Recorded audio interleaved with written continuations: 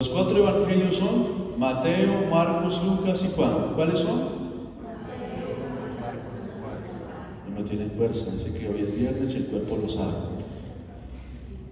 De estos 4 evangelistas, ¿sí?, hay 2 de los cuales son apóstoles que el Señor los llamó. Entre ellos, Mateo y ¿quién? Y Juan.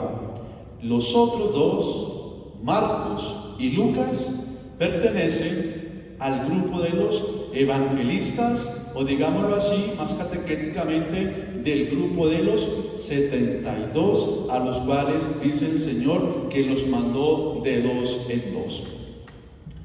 Los evangelios, Mateo, Marcos y Lucas, se conocen como evangelios sinópticos porque tienen una misma relación y tienen los mismos pasajes, de los cuales el primer evangelio que se escribe es el evangelio según San Marcos, y del evangelio según San Marcos él sacó de una fuente que se llama la fuente Q. En la fuente Q entonces bebió Lucas y Mateo. Esto parece una catequesis, pero voy a explicar más despacio. Marcos es el primer evangelio que se escribe. Marcos toma una referencia de un libro o de una fuente que se llama la fuente Q. De ahí Marcos toma el evangelio, que el evangelio de Marcos es el más cortico, y el evangelio de Marcos es conocido como el evangelio de los exorcismos, el evangelio donde Jesús sacó muchos endemoniados. De ese libro de Marcos saca el evangelio Lucas y Mateo. Por eso los evangelios, estos 3, son muy parecidos. Lucas no conoció de primera mano a Jesús, pero a que sí conoció el evangelista Lucas fue a Pedro, San Pablo y la Virgen María. ¿A quién conoció? Muy bien. San Pablo, nacérrimo de la palabra de Dios. Todos sabemos que Lucas escribió los hechos de los apóstoles y el evangelio según el que lleva su nombre. ¿Por qué escribe Lucas los hechos de los apóstoles? Pues obviamente porque conoció a quién, a Pablo. Pablo le contó todo lo que le sucedió, y también conoció a Pedro. Entonces él, que es muy estudioso, comienza a investigar sobre los sucesos, pero tenía la fuente, porque anteriormente pues no había Facebook, no había YouTube, no había todas las redes sociales. Entonces usted tomaba una foto, la envía, la vuelve a mirar, en fin. Lo que se hacía con ellos era que todo lo que se transmitía lo hacían de manera oral, es decir, de manera hablada. ¿Y qué hacía Lucas, que era muy estudioso, que era un médico y un investigador? Pues entonces él se colocaba a escribir todo lo que le relataba. Por eso este hombre escribe los hechos de los ¿quién? De los apóstoles, ¿cierto? Que se le considera el evangelio, el quinto evangelio, el evangelio del Espíritu Santo. Volvamos al evangelio con Lucas. De esta manera entonces Lucas, que conoce a Pablo, porque Pablo estuvo predicando en un lugar que se llama Antioquía de Pisidia, y en este lugar allí estaba este jovencito llamado Lucas. Y Pablo, pues toda su inteligencia, todo lo que él tenía, obviamente que se había convertido ya cuando el Señor se le pareció camino a Damasco, y Pablo tenía la facultad de hacer, digámoslo así, una selección de personas y decir: este me sirve, no me sirve para el evangelio, para ir a predicar. Entonces echó mano de este hombre llamado Lucas. Y Pablo escribe: mi querido amigo médico Lucas, y aquí dice en la carta a Timoteo que la primera vez que me defendí me abandonaron y nadie me asistió. Que Dios los perdone, pero el Señor me ayudó y me dio fuerzas para anunciar íntegro el mensaje que me oyeran los gentiles. El único que estuvo en mi cautiverio fue Lucas.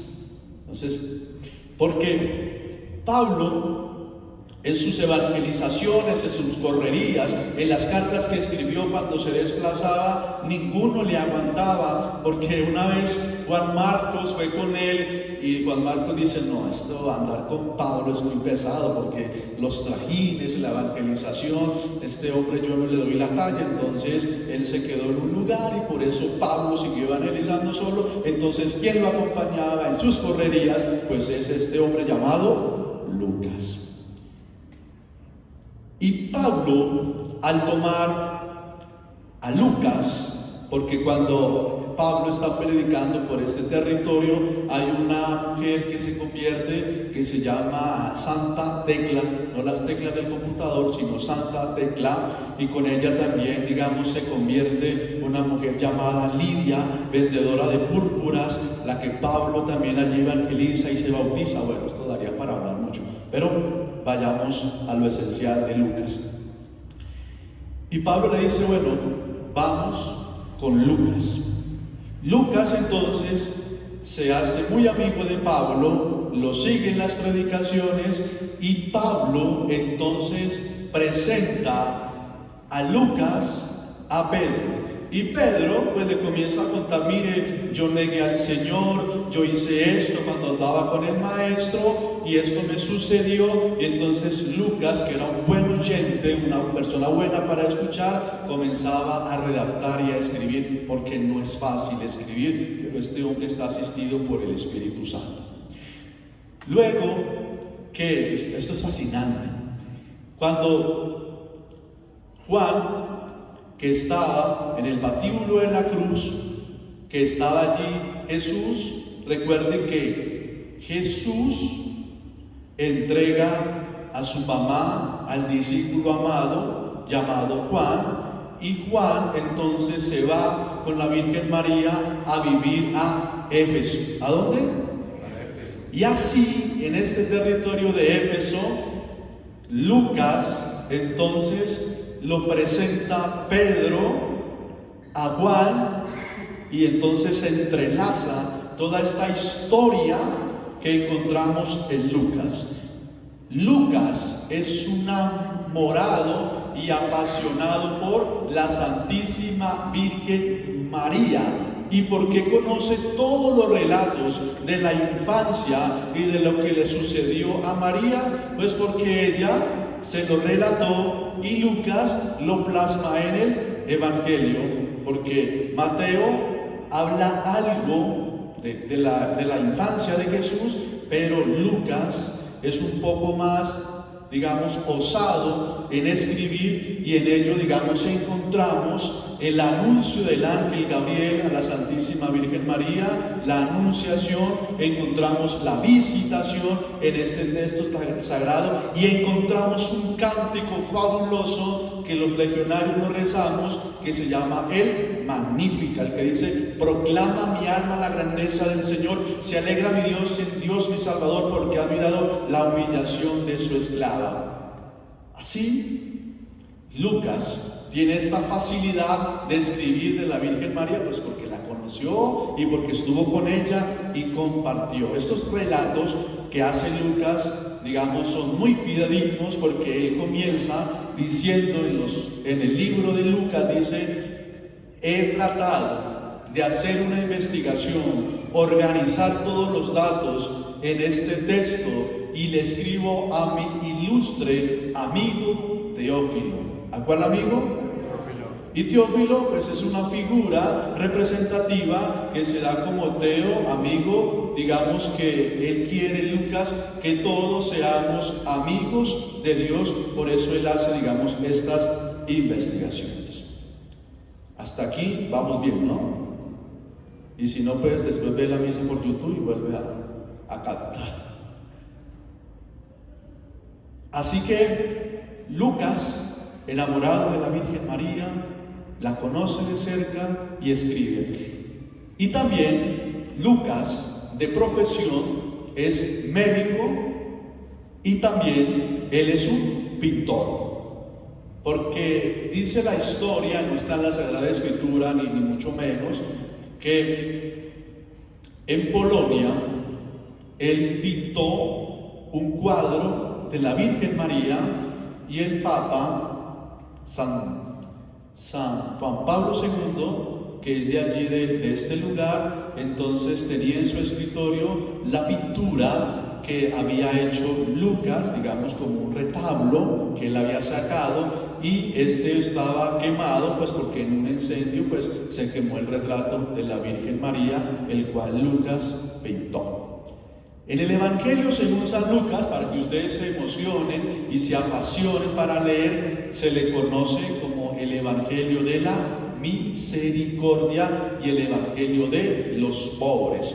¿Y por qué de la misericordia? Porque encontramos, podríamos decir, una carta magna, o encontramos algo extraordinario en las parábolas que Lucas escribe. Porque Lucas escribe el buen samaritano, que lo encontramos en este texto. Él escribe de la oveja perdida, y por eso estos textos y el fabuloso que nosotros sabemos de memoria, que se llama el Hijo Pródigo. 3 parábolas muy representativas de la misericordia. Y él, siendo médico, recuerden que cuando fueron a visitar a la suegra de Pedro, Marcos viene a decir que ella tenía fiebre, la suegra de Pedro. Pero Lucas, que es médico, dice que la fiebre de la suegra de Pedro era muy alta. ¿Quién puede conocer estas cosas? Solamente los que han estudiado la medicina pueden saber de estos textos.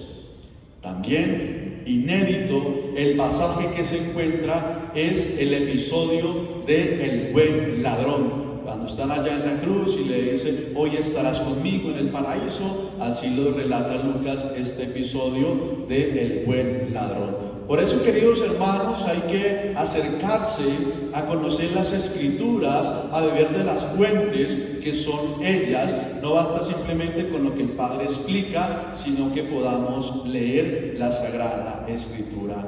En resumen, de Lucas, ¿qué podemos decir? Pues que es el evangelista de la misericordia, es el evangelio de la Virgen María y es el evangelio de, también conocido como los pobres. En esos 3 elementos podemos clasificar al evangelista según San Lucas. Vamos a hablar 2 minutos del evangelio. En el evangelio se nos relata cómo el Señor elige a otros muchos, que son 72, y los manda a predicar. Hoy el Señor también nos envía a nosotros a predicar. Recordemos que en este tiempo estamos en octubre, mes de las misiones, mes del Santo Rosario, pero nuestra arquidiócesis está en misión. Como diría el Papa, estamos en una iglesia en salida, estamos en una iglesia sinodal, estamos caminando juntos. Y de esta manera, pues Lucas lo retrata de una manera extraordinaria. Y le dice, la mies es abundante y los obreros son pocos. Rueguen pues al dueño de la mies que mande obreros. Sí, nuestro Señor necesita obreros. En el buen sentido de la palabra, convirtámonos en ser esos obreros del Señor para ir a predicar, como dicen en los Salmos, hasta el confín de la tierra. Y le dice al Señor, cuando entren en una casa, van a decir, paz en esta casa.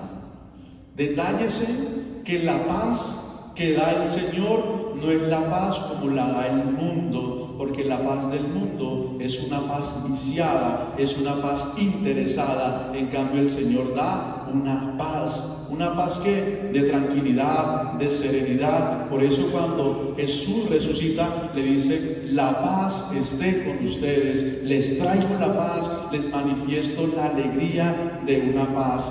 Pero sin embargo, Muchas veces nuestra vida está llena de división, está llena de crítica, está llena de siempre poner obstáculos en la vida para ser hombres a veces propiciadores de guerras y de insultos, donde el Señor lo que nos invita es que vayamos a dar la paz a las personas que estén a nuestro lado. Y termina diciendo el Evangelio: ya está cerca el reino de Dios.